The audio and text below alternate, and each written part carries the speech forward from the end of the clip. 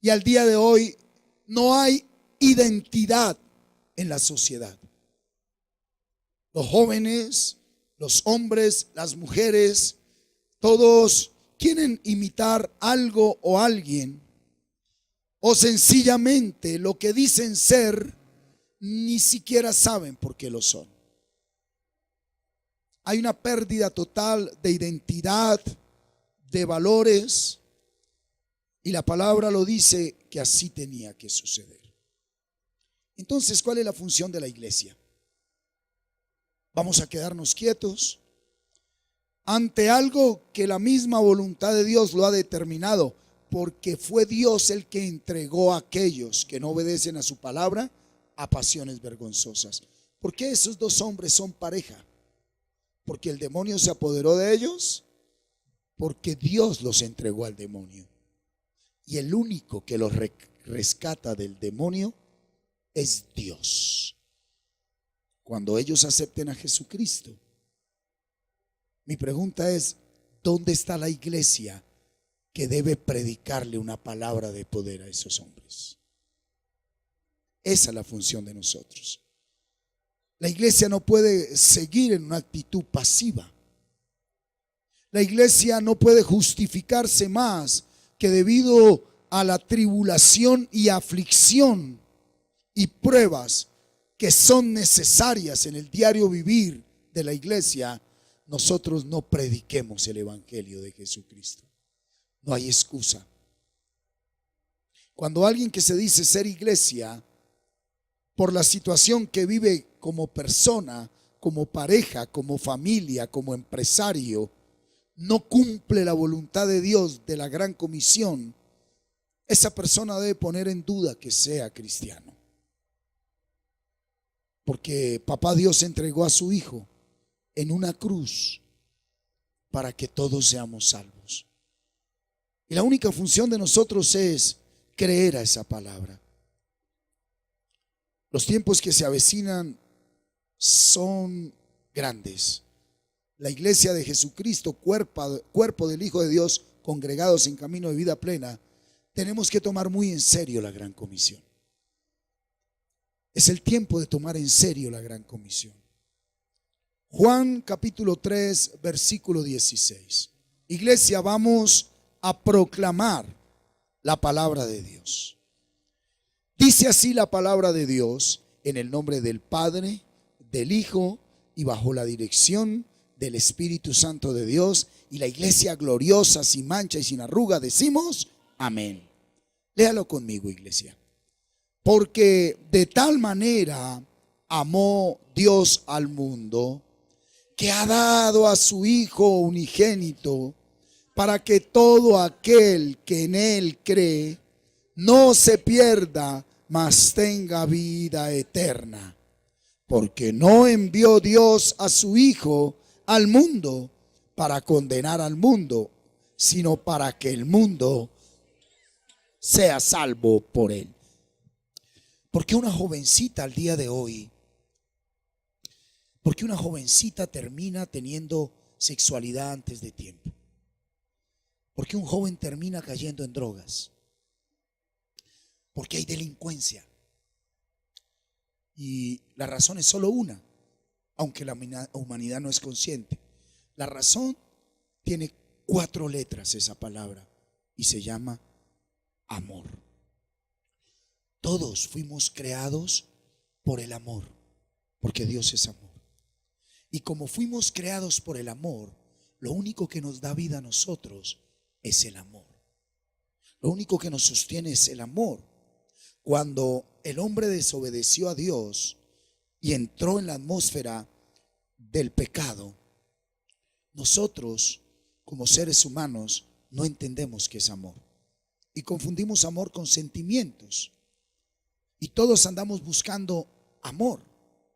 Mire, revise su vida y dése cuenta que el más alto porcentaje de errores que usted ha cometido es buscando amor. Hoy le voy a poner un ejemplo. La gente piensa que la felicidad es el dinero. La felicidad es una ramificación del amor. Y usted, por buscar dinero, ha cometido muchos errores buscando amor. las relaciones afectivas, las relaciones interpersonales. Toda la vida del ser humano se centra en el amor, porque venimos del amor que es Dios. Pero observe algo, versículo 16 del capítulo 3. Porque de tal manera, ¿qué dice ahí? Amó. Entonces, Dios ya amó al mundo. El amor ya está aquí. El amor ya está manifestado. De tal manera amó Dios al mundo. Dice que ha dado a su Hijo unigénito para que todo aquel que en él cree no se pierda, mas tenga vida eterna. Punto número 1 del día de hoy. El amor ya está. El amor existe. El amor es real. Y si lo que estamos viendo en la sociedad, iglesia, es debido a que el hombre está buscando el amor donde hay amor, pues ¿cuál será la función de la iglesia? Dar a conocer ese amor. Y ese amor tiene un nombre: Jesucristo. El amor de Dios es Jesucristo. Por eso, cuando una adolescente, antes de enfocar sus sentimientos, emociones, afecto y deseos en otro joven, si los enfoca antes de conocer a Cristo, esa niña definitivamente terminará practicando una sexualidad desordenada. Todo joven que involucre sus emociones y sentimientos con otra persona, o todo ser humano que involucra sus emociones y sentimientos con otra persona sin que el amor de Dios, que es Jesucristo, haya llegado a su vida, esa persona terminará practicando el pecado, el desorden sexual. Porque lo único que nos libró del pecado es el amor de Dios, que es Jesucristo. Mire lo que dice el 17. Porque no envió Dios a su Hijo al mundo, ¿para qué? Para condenarlo, sino para que el mundo sea salvo. Entonces, lo primero que nos enseña hoy la palabra es: Dios ya me amó. Entonces, ahí está la respuesta a muchas preguntas suyas. ¿Por qué sigues buscando el amor donde no está? Dios ya te amó. ¿Cómo te amó? Cuando entregó a su Hijo único en una cruz. ¿Qué es amor? Que me reconcilió, me justificó, me redimió, me regeneró, me dio una nueva vida al darme la salvación y la vida eterna, perdonando mis pecados. El amor de Dios ya está en tu vida. Y no solo te amó, sino que te salvó. Y el amor y la salvación de Dios, escuche esto, ¿cómo se manifiesta? Léalo, por favor. 16.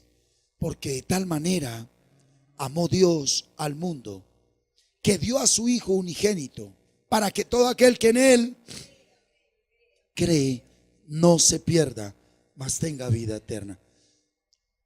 Todo lo que un ser humano haga sin creer en Jesucristo terminará en el pecado.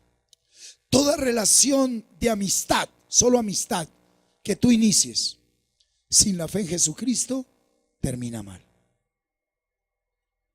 Todo negocio que tú emprendas sin la fe en Jesucristo, termina mal. Todo proyecto académico que tú inicies sin la fe en Jesucristo, termina mal. Todo proyecto académico, colegio, universidad, que tú inicies sin la fe en Jesucristo, termina mal. Por eso existe la iglesia, porque entiendo que el amor y la salvación de Dios llegará a esa humanidad que está perdida por medio de creer en Jesucristo. La función de la iglesia no es traer almas a una religión, a una denominación, a una congregación. La palabra dice sin dejar de congregarse, pero el único que no puede dejar de congregarse es aquel quien cree en Jesucristo. Alguien que cree en Jesucristo no deja de congregarse. Y alguien que creció en la fe en Jesucristo llega temprano para congregarse. Porque sabe que es un respeto a Dios, no a los hombres. Sabe que es una reverencia a Dios, no a los hombres. Estoy hablando de la iglesia. Pero dice que Él amó al mundo para que aquel que cree en Él no se pierda. En pocas palabras, el que no cree en Jesús está perdido. Y si usted le pregunta a cualquier persona, incluyendo ateos, dígale, ¿usted cree en Dios? Todos dicen, sí. Vaya a cualquier lugar y diga, ¿cuántos creen en Dios? ¿Verdad? Pero una cosa es creer en Dios y otra cosa es creer en Jesucristo. Una cosa es creer en Dios y otra cosa es creer en Jesucristo. El que no tiene su fe en Jesucristo no experimenta el amor de Dios y la salvación desde ya.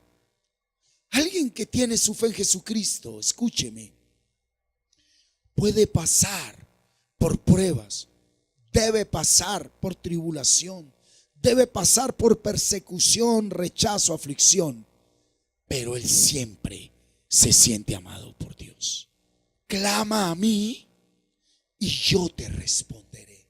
Y el que tiene fe en Jesucristo nunca pone su confianza ni en hombres ni en cosas, sino que la fe que es en Jesucristo le ha dado a él la vida del Espíritu, porque todo aquel que tiene la fe en Jesucristo tiene en él el Espíritu Santo de Dios. Y todo aquel que tiene el Espíritu Santo de Dios, ¿qué sucede? Clama, Abba, Padre. Siempre busca la dirección del Padre. Que hay un momento difícil, Abba, Padre. Que hay un momento muy a favor, muy alegre, muy de triunfo, muy de alegría, muy de victoria, Abba, Padre. Para el Hijo de Dios direccionado por el Espíritu, no hay momentos trágicos ni momentos benditos. Para Él es un camino que hay que recorrer. Él no se detiene a lamentarse y a estancarse en un momento difícil, y tampoco se detiene a celebrar y a alegrarse en los momentos positivos. Él simplemente camina. ¿Por qué la humanidad está en pecado? ¿Por qué la humanidad está tomando decisiones como las que tomó la Corte Constitucional este viernes? Porque no están ni en el camino, ni en la verdad, ni en la vida. Pero si usted los ve hoy domingo, yo me imagino estos dos varones, de los cuales clama mi Padre Dios que tenga misericordia de ellos, deben estar en una casa muy lujosa, un carro último modelo, comiendo en el mejor restaurante. Yo creo que cada prenda de sus hijos, siendo bebés, no cuesta menos de $1.000.000, porque todo el proceso que hicieron para lograr lo que lograron. No son niños adoptados. Ellos fueron a Los Ángeles y alquilaron el vientre de una mujer, y fueron inseminados el vientre de esa mujer con el esperma de cada hombre, y los hijos que nacieron legalmente son de ellos. Por eso la ley no puede negarles la adopción. La astucia de Satanás. La astucia de Satanás. Para hacer eso que hicieron en Los Ángeles, tuvieron que pagar lo que humanamente se llama un ojo de la cara. A nosotros eso nos debe producir clamor a nuestro Dios por ellos. Porque si ellos están así, es porque la verdadera iglesia les ha rechazado. Y no es permitirles que hagan, porque Dios es santo. Es predicar una palabra de poder, es vivir el evangelio. es tomar en serio este camino. Declaro lo que dice el Salmo 119, 147. Me anticipé al alba y clamé, espero en su palabra. Entonces, cuando Dios envió a su Hijo para amar a la humanidad, muriendo Él en una cruz, para que todo aquel que en Él cree no se pierda, nuestra función es como iglesia predicar el evangelio de la fe, pero no la fe tergiversada que se desvió hacia finanzas, hacia promesas, sino la fe verdadera que es en nuestro Señor Jesucristo. Hoy en día se han levantado muchas cosas. Yo le doy gracias a mi Padre por haber tenido misericordia de nosotros, por haber tenido misericordia de su vida. Pero quiero decirte que usted y yo, por la gracia de Dios, hemos tomado en serio cumplir la gran comisión. Lo vamos a hacer, porque si Dios está con nosotros, ¿quién contra nosotros? Porque escrito está que todo lo puedo en Cristo que me fortalece. Porque escrito está que el bien y la misericordia nos seguirán todos los días de nuestras vidas. Y por eso usted y yo, por la gracia de Dios, vamos a cumplir Mateo 28. Venga conmigo. Mateo 28, versículo 19 y 20. Por tanto, id, ¿qué dice? Id es un mandato. Y haced discípulos a todas las naciones, bautizándolos en el nombre del Padre y del Hijo y del Espíritu Santo, enseñándoles que guarden todas las cosas, que guarden la palabra que Él ha mandado. Y aquí yo estoy con vosotros todos los días hasta el fin del mundo. Cuando tú vas a un hogar, a una casa, en medio de lluvia, en medio de sol, cuando tú vas en la mañana, cuando tú vas en la noche, ¿quién va contigo? Si escrito está, Jesús está contigo. Pero quiero decirte que cuando en tu casa, en tu hogar, en la sociedad, en tu trabajo se te levantan enemigos, es porque Satanás sabe que Jesús está contigo. Jesús no es un palabrero, Él es acción. Y Él a toda hora no tiene que estar diciéndote, te amo, te amo. Sí, yo morí por ti en la cruz. Tú decides creerlo. La diferencia del amor de Dios al amor del hombre es que a los hombres a toda hora nos tienen que estar diciendo, te amo. El falso amor del romanticismo le enseñó al matrimonio que a la mujer a toda hora hay que estar diciéndole una cantidad de palabras que el 99% son mentiras. ¿Y las mujeres se sienten felices?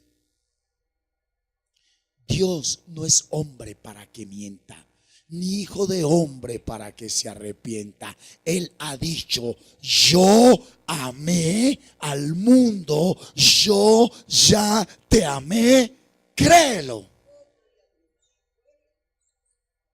Y mi amor está encima, por encima de tu conflicto, de tu problema, de tu pecado, de tu debilidad, de tu deuda, de tu problema. Mi amor es todo. Pero debes creerlo. Créelo. Mi amor está por encima de tu enfermedad. Mi amor está por encima de tu deuda. Mi amor está por encima de tu debilidad, sobre todo. El enemigo que te coloca un obstáculo y viene y le dice, hasta que ese obstáculo no se solucione, usted no predique. Y ahí se queda toda la vida. Y empieza a ir a todos los encuentros, a todos los ayunos, a todas las vigilias para orar por el obstáculo. Y ahí quedó estancado para siempre. Aquí está, Señor, tú prometiste que nada me detendría, tú verás, pero yo voy a cumplir la gran comisión. Y en el camino las cosas se van dando. Se van dando. No te dejes estancar. No te dejes robar esa posibilidad de cumplir la gran comisión. ¿Verdad? Ahora dése cuenta que Él nos manda a hacer ¿qué? Discípulos. Y para discipular a alguien hay que disponerse para un proceso mínimo de un año. ¿Cuál es la voluntad de Dios? Dios quiere que ninguno se pierda. ¿Cuántos no anhelarían ahorita que le dijera el banco: empiece de ceros, no debe nada? Aló. Eso es empezar de ceros. Que llegara ese deudor suyo que lo tiene ahí acosado, le está debiendo muchos millones. Mire, ¿sabe qué? Vamos a empezar de ceros. No me debe nada. ¿No necesitaría usted eso? Usted que tiene un conflicto con su cónyuge, esposo o esposa, ¿no le gustaría que su esposa en algún momento le dijera: mi amor, empezamos de cero? Olvido la infidelidad que tuviste hacia mí. Te perdono. Ya nunca más cantaletearé que me hiciste, que aquello. Empezamos de cero. ¿No es eso una gran bendición? Lo que pasa es que para algunos seres humanos eso es imposible. ¿Habrá algo que sea imposible para Dios? Necesitas fe. Necesitas creer. Ahora, veámoslo desde el área financiera. ¿A quién no le gustaría, que está debiendo 20 millones, que el banco le diga: empezamos de cero, condonada su deuda, no debe nada, ¿verdad? A todos. Listo. ¿Cuántos no deseamos un día cero? Pues mi enemigo también tiene el derecho a un día cero. El que me hirió, el que me ofendió, el que me maltrató, ¿tiene derecho, sí o no? Porque Él no hace acepción de personas. Entonces, escúcheme, Dios ya concedió a la humanidad la oportunidad de un nuevo comienzo. Dios ya nos regaló un empezar de ceros. Veámoslo en la Biblia. Segunda de Corintios 5:17. De modo que si alguno está en Cristo, nueva criatura es. Si es nuevo, es porque empezó de ceros. Las cosas viejas pasaron, he aquí, todas hechas son nuevas. Ese es el fundamento del día cero. Todo nuevo. ¿Cuánto lo quieren? Si usted, que ya tiene fe en Jesucristo, lo quiere y lo cree y lo espera, ¿cómo será de las personas que están afuera? Oiga, ¿cómo le parece a usted que alguien por alcohólico le da cirrosis? La cirrosis da en el hígado, ¿verdad? El páncreas o el hígado. En el hígado. ¿Qué tal que los órganos hablaran y algún día dijera al hígado: ¿sabes qué? Empecemos de cero, ya no hay cirrosis.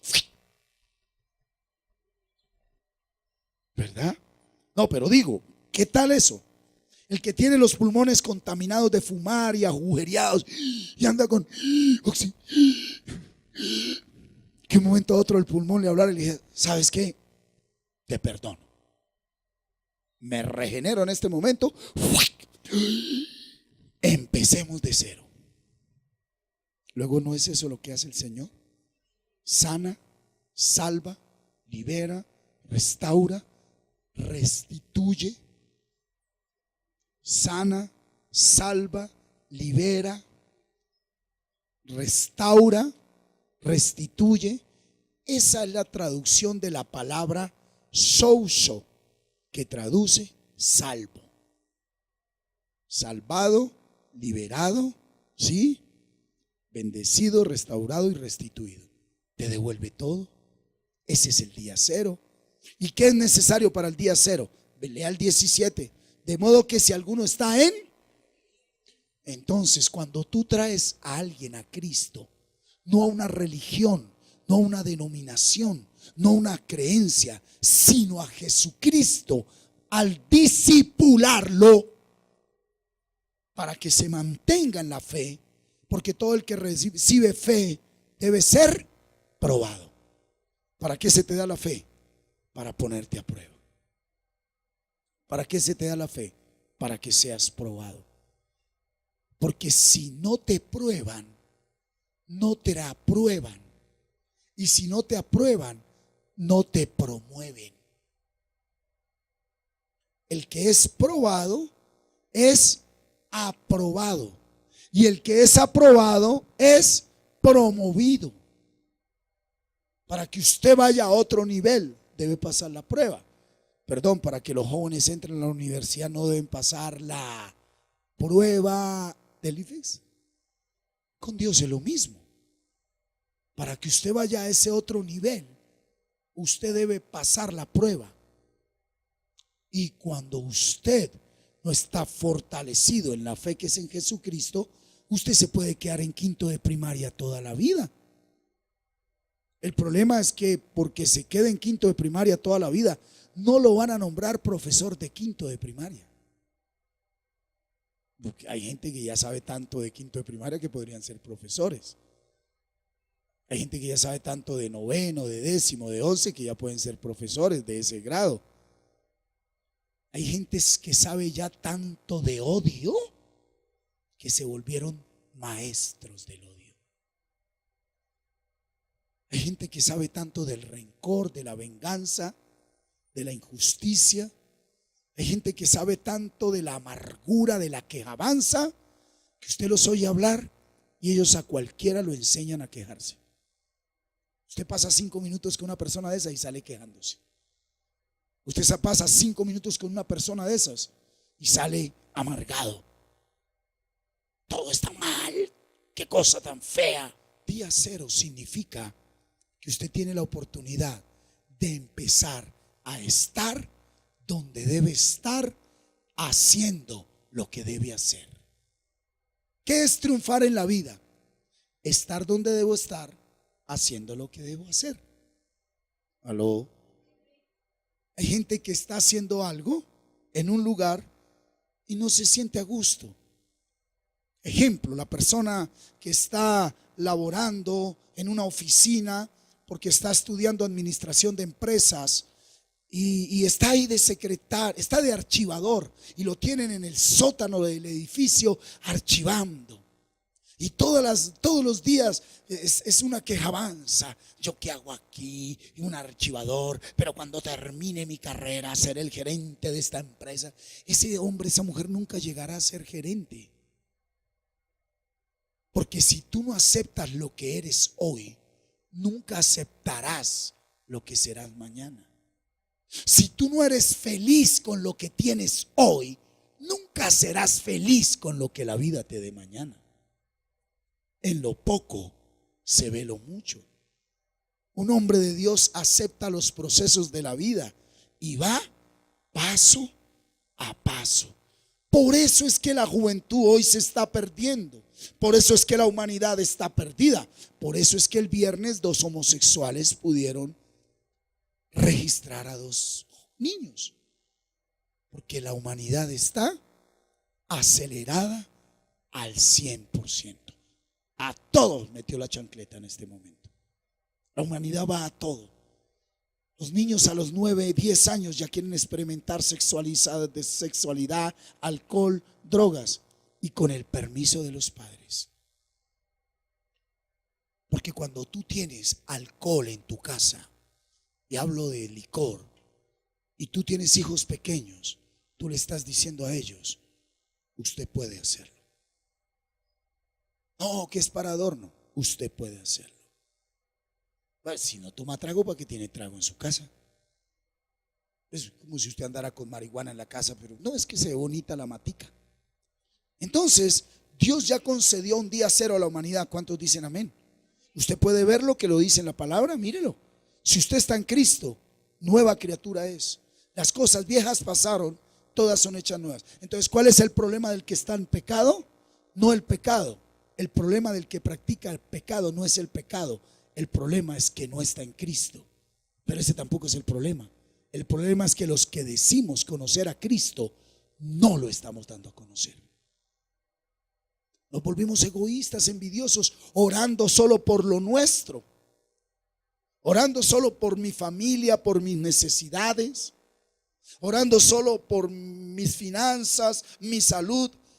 No, si alguno está en Cristo, nueva criatura es. Las cosas viejas pasaron, todas son hechas nuevas.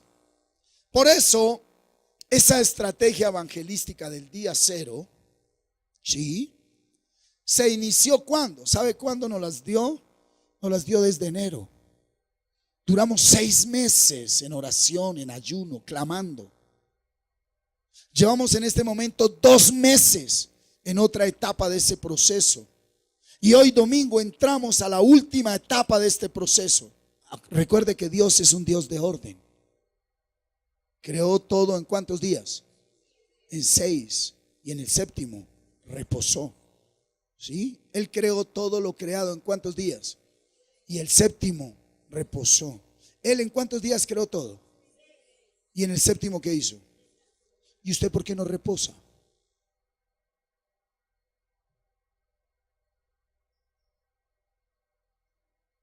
El reposo es importante.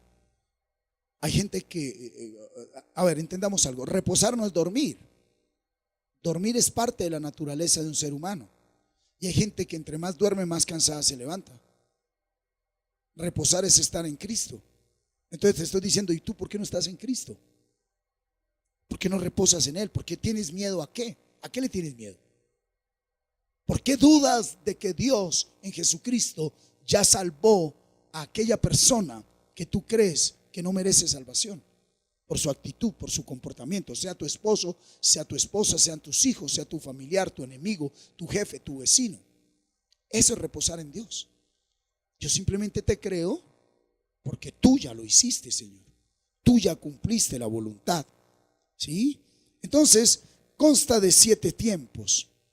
Y el primer tiempo consiste en orar pidiendo dirección de parte de Dios para que nos muestre 2 cosas importantes. 1, hijos de paz. 2, campos blancos. Porque todo tiene que ser en Cristo. Y si es en Cristo, debe ser en la palabra. Entonces hay que orar. Venga acá. ¿Por qué un hombre o una mujer llamada al evangelismo puede agotarse, cansarse y terminar la vida mal sin mostrar fruto a Dios? Porque no tiene un orden. Porque no se une verdadera y comprometidamente a una visión, sino que anda de lado en lado y de lado en lado y de lado en lado y de lado y hace lo que le parece y lo que quiere. Y si tú no eres parte de una visión y un equipo de trabajo, aunque de buena voluntad y con una buena intención que Dios conoce y por eso te respalda, vas a lograr con un 80% de esfuerzo un 20% de resultado.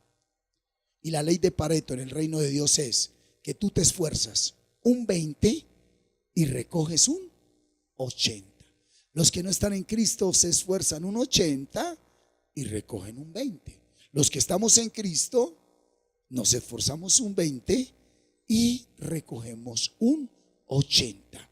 Entonces, ¿qué sucede? Cuando tú no haces las cosas en orden, entonces tú te vuelves un evangelista llanero solitario, que anda para un lado y mire, Cristo le ama y Cristo le ama y Cristo le ama. Y eso no hay que dejar de hacerlo. Diga conmigo, no debo dejar de hacerlo, de predicar la palabra.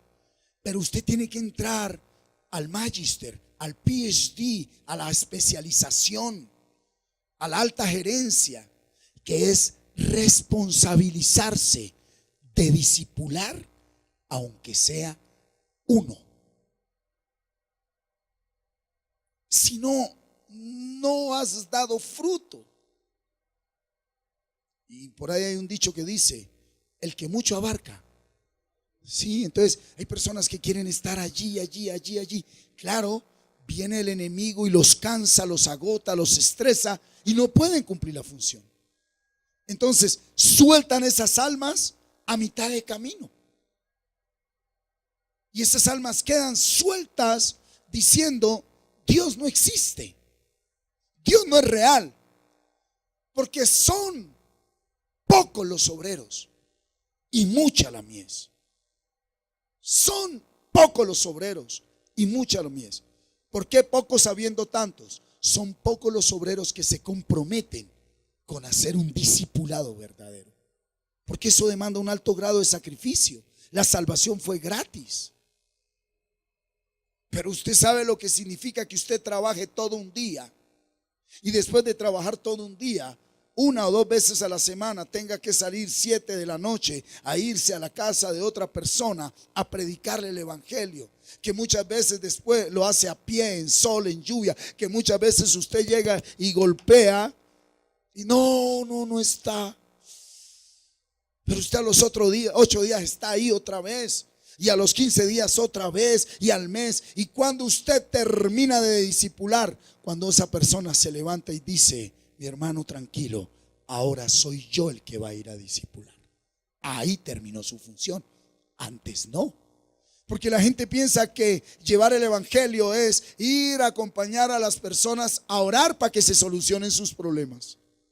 Y hay mucho ministro estancado, porque se la pasan de casa en casa ahí orando: Señor, que puedan pagar sus deudas, Señor, que el perrito se sane, que el gatico consiga esposa, que el loro no se le quite la gripa, Señor, y oren por una cantidad de cosas. Y al fin, hermana, se casó el gato, aleluya, démosle gloria a Dios. Pero esa casa no está discipulada. Hermano, queremos hoy darle gloria a Dios. ¿Por qué? Porque mi esposo consiguió trabajo. Bueno, gloria a Dios, consiguió trabajo. ¿Pero tú estás fundamentada en la roca? No. Entonces todavía hay que seguir trabajando. El diseño original del hombre no es el adulterio, no es el alcoholismo, no es el homosexualismo, no es el lesbianismo. Pero la ciencia ya confirmó y dio permiso para que el homosexual sea homosexual, la lesbiana lesbiana, y para que todas esas cosas que se han venido sean aceptadas. ¿Qué tal esa lepra que salió allí en África? El ébola. No han podido. ¿Cuántos diagnosticaron ya esta semana contaminados? Empezaron hace 15 días con 700. Van en 20,000. Que Dios nos guarde. ¿Cuántos saben que el que está marcado con la sangre del cordero, no hay H1N1 ni ébola que lo toque? Pero si usted vive más ocupado en el trabajo, si usted vive más ocupado en los problemas, en el pasado, en el futuro, pues lo coge una virosis y lo voltea. Usted no necesita de ébola. Sí, lo coge una gripe y lo manda al piso. Hermano, ¿por qué no va a predicar? Estoy muriendo. Bueno, pues que Jesucristo lo resucite. Lo esperamos el domingo. Este primer tiempo hay que orar pidiendo dirección de parte de Dios para que nos muestre hijos de paz y campos blancos. Lucas capítulo 10, versículo 5 y 6. En cualquier casa donde entréis, Dios está enviando a los 70. Primeramente decid ¿qué? ¿Qué es lo que vamos a llevar nosotros a los hogares? No conflictos.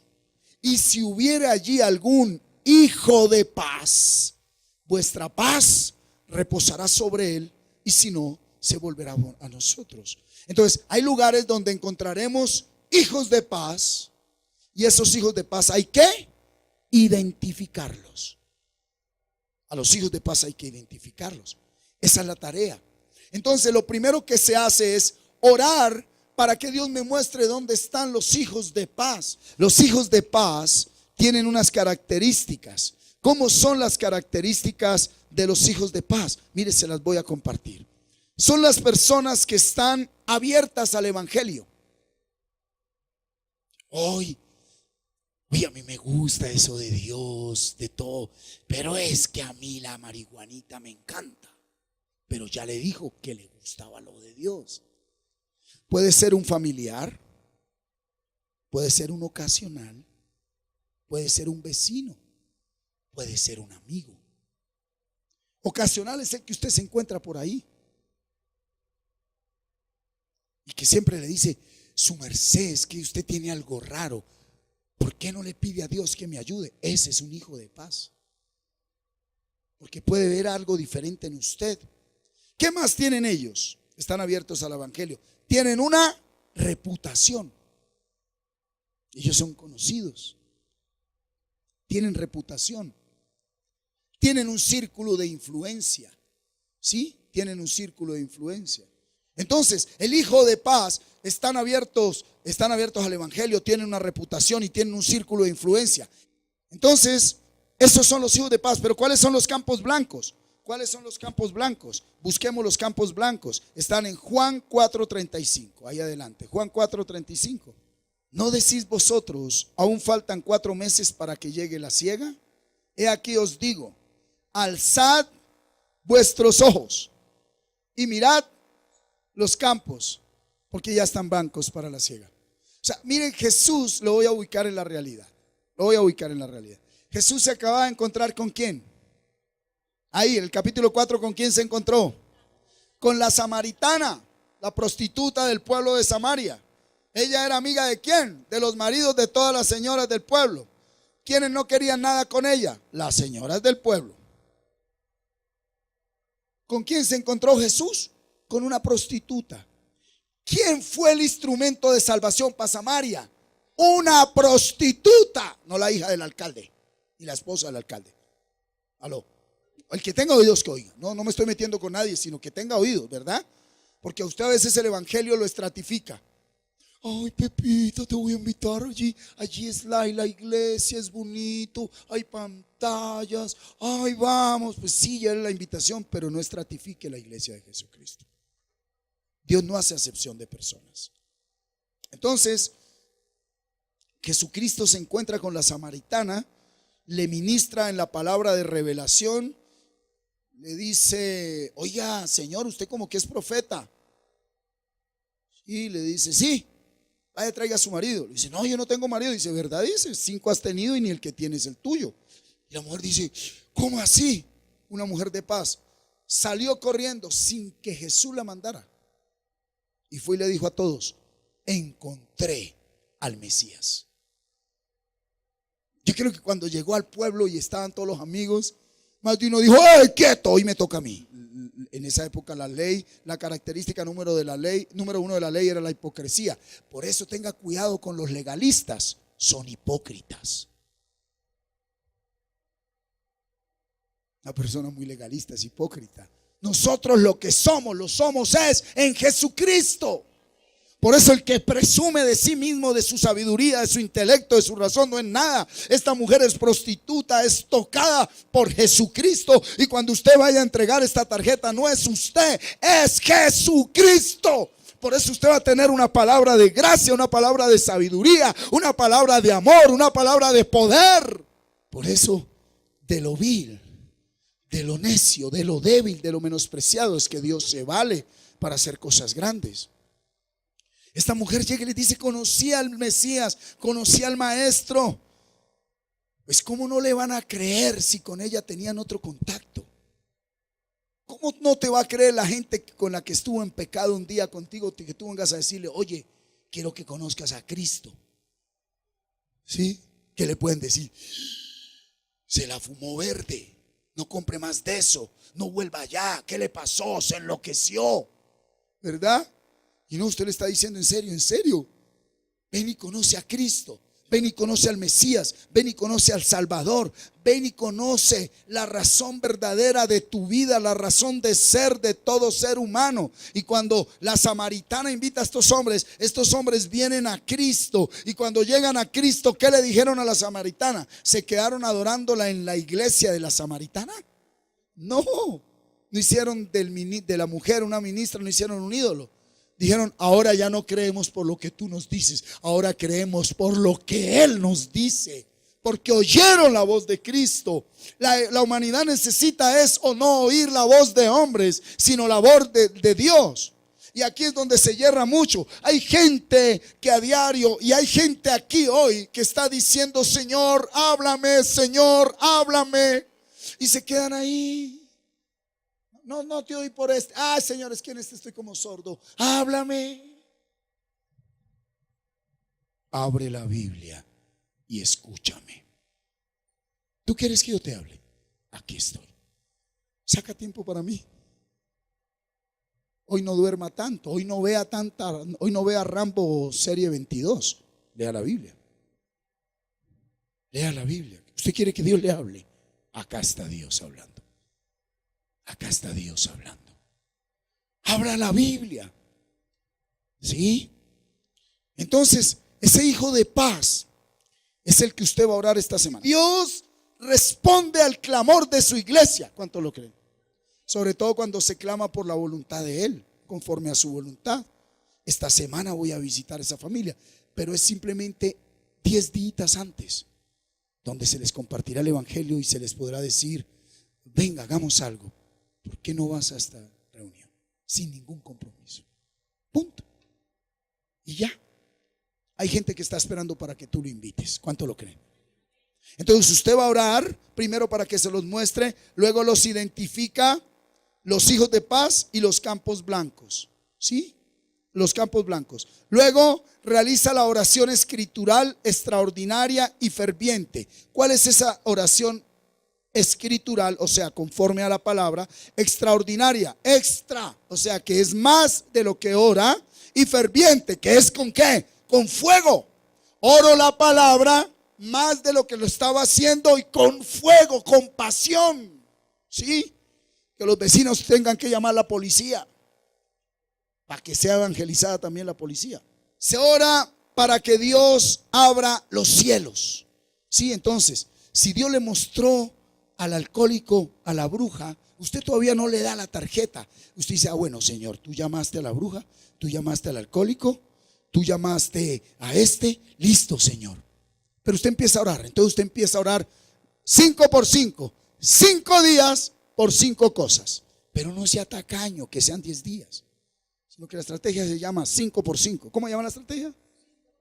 Puede multiplicarla en 10 por 5, 10 por 30. Me hago entender. Empieza a orar días específicos en orden. Estoy hablando de disciplina. 5 días orando. Señor, oro por doña Carmen, la que el pueblo llama bruja. Padre, abre los cielos de esa mujer.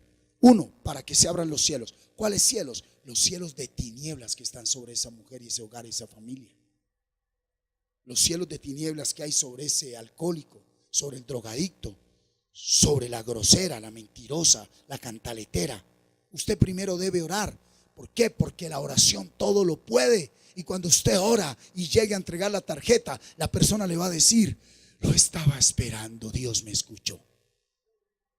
Dios me escuchó, lo estaba esperando. Yo le pedí a Dios que se me revelara, porque ya no aguanto con esta situación. Entonces usted va a orar para que Dios abra los cielos. 1. Segundo, para que Dios abra los corazones, para que le toque el corazón. Tercero, para que Dios abra las casas. Cuarto, para que Dios abra nuevos caminos. Nuestras armas es el poder de la palabra que destruye toda fortaleza y estructura mental que ha atado las vidas. Porque alguien que no puede salir del pecado y del vicio es porque tiene una fortaleza mental acá, que a toda hora le dice: adultere, adultere, consuma, adultere. Uy, usted dice: no quiero, pero yo sí, le dice el demonio, y camine a adulterar. Sé que hay gente que sin querer pecan, porque fueron llamados a ser salvos. Y es gente que está gimiendo y diciendo: Dios, ayúdame. ¿Y por medio de quién va a ayudar Dios? Levante sus manos y diga: estas son tus manos, Dios. Diga: esta es tu boca, Dios. Y creo que a partir de este momento yo acepto tu perdón a mi vida. Tu sangre me limpió, tu sangre me purificó y me estás santificando, porque tú eres santo. Por eso creo que soy miembro del cuerpo de tu Hijo Jesucristo. ¿Quién es sabio? Porque para predicarle la palabra a una bruja y traerla a Cristo, eso no es con cuenticos. Tiene usted que tener la sabiduría de Dios. Eso no es a la fuerza y a golpes, con la sabiduría de Dios. Por eso el que gana almas es sabio. El que gana almas es sabio. Después de orar conscientemente por los hijos de paz y campos blancos, entonces usted actúa.